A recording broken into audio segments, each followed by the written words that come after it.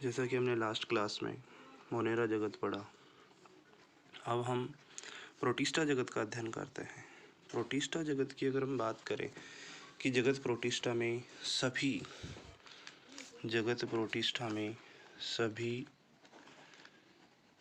एक कोशिकीय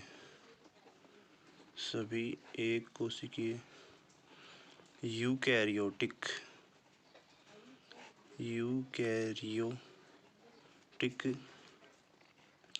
अधिकांश जलीय होते हैं। अधिकांश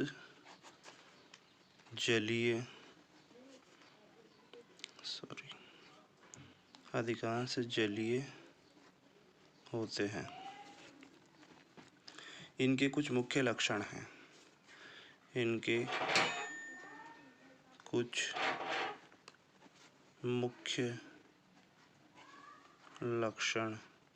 हैं। नंबर 1, ये यूकैरियोटिक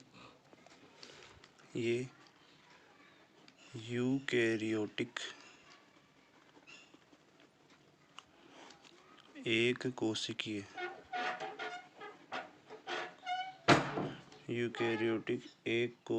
जीव हैं। यह यूकैरियोटिक एक कोशिकीय जीव है। इनमें विकसित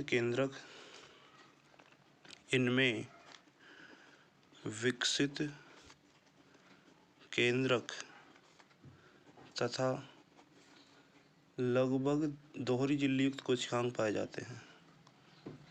लगभग दोहरी झिल्ली युक्त कोशिकांग पाए जाते हैं।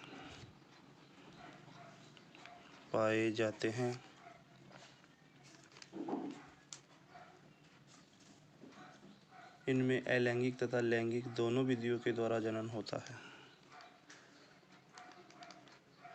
इसमें लैंगिक तथा अलैंगिक दोनों विधियों द्वारा जनन होता है। लैंगिक तथा अलैंगिक दोनों विधियों द्वारा जनन होता है। नंबर 4, ये स्वयंपोषी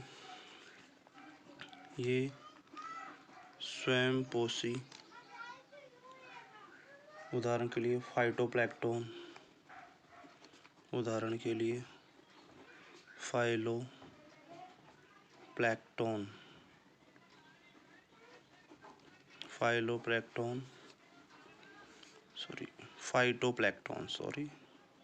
फाइटोप्लैंक्टन और विषमपोषी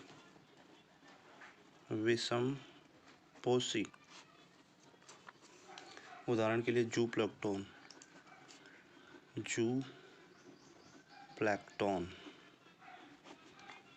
हो सकते हैं।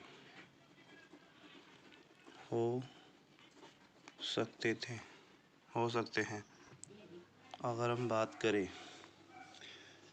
कि जूप्लैंक्टन्स और प्राणी प्लवक अधिकतर परभक्षी होते हैं। जूप्लैंक्टन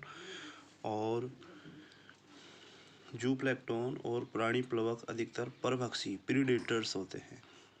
इनके तंतुक और कशाभिका में सूक्ष्म नलिकाएं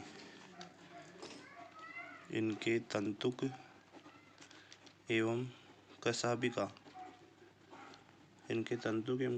में सूक्ष्म नलिकाएं 9+2 व्यवस्था में पाई जाती हैं। 9+2 व्यवस्था में पाई जाती हैं। नंबर 6, कोशिका भित्ति जैसे फाइटोप्लैंक्टन्स एक कोशिका भित्ति की उपस्थिति जैसे फाइटोप्लैंक्टन कोशिका भित्ति की उपस्थिति, जैसे फाइटोप्लैंक्टन्स या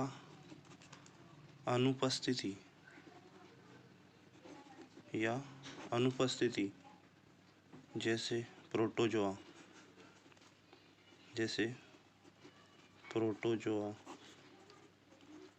हो सकती हैं। उदाहरण के लिए अमीबा, पैरामीशियम आदि। नंबर 7, कुछ प्रोटिस्टा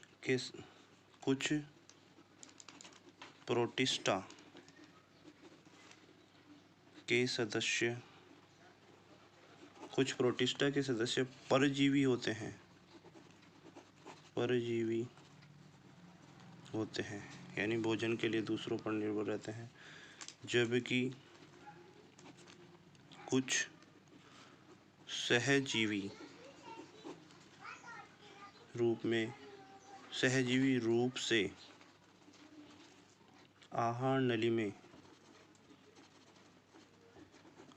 नली में उपस्थित रहते हैं। कुछ अपघटक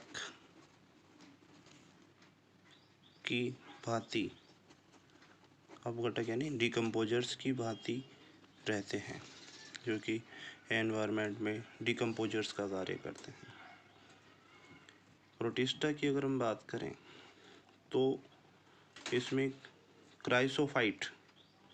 प्रोटिस्टा को अगर हम बांटे अलग अलग समूह के अंदर, तो इसमें पहला आता है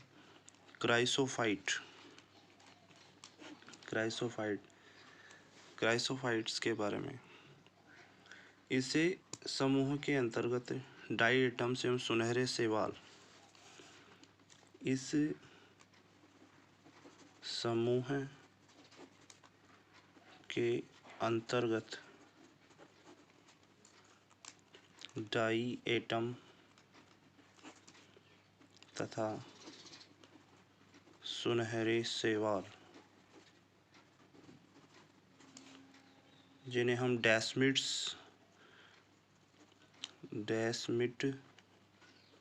भी कहते हैं, आते हैं। ये स्वच्छ जल एवं लवणीय पर्यावरण दोनों में पाए जाते हैं। यह स्वच्छ जल एवं लवणीय, जैसे समुद्र की बात करें, लवणीय का मतलब होता है समुद्री पानी में पर्यावरण में पाए जाते हैं। ये अत्यंत सूक्ष्म होते हैं, जलधारा के साथ निश्चेष रूप से बहते रहते हैं, जल के साथ बहते रहते हैं। डायटम्स में कोशिका भित्ति साबुनदानी की तरह इसी के अनुरूप 2 अतिच्छादित कवच बनाती है। इनकी भित्तियों में सिलिका होती है, जिस कारण ये नष्ट नहीं होती है। इस प्रकार मृदा डायटम्स अपने परिवेश या वास स्थान में कोशिका भित्ति के अवशेष बहुत बड़ी संख्या में छोड़ देते हैं। यानी ये डायटम्स जो होते हैं, अपने जो अवशेष होते हैं, मृत अवशेष, वह मृदा के अंदर बड़ी संख्या के अंदर छोड़ते हैं।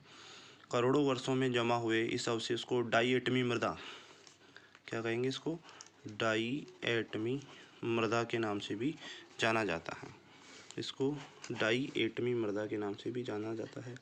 कणमय होने के कारण इस मृदा का उपयोग पॉलिश करने, तेलों और सिरप के निस्यंदन में होता है। ये समुद्र के मुख्य उत्पाद होते हैं। यानी कणमय होने के कारण इसका उपयोग पॉलिश करने में, तेलों तथा सिरप के निस्यंदन में किया जाता है। ये समुद्र के मुख्य उत्पाद हैं। धन्यवाद।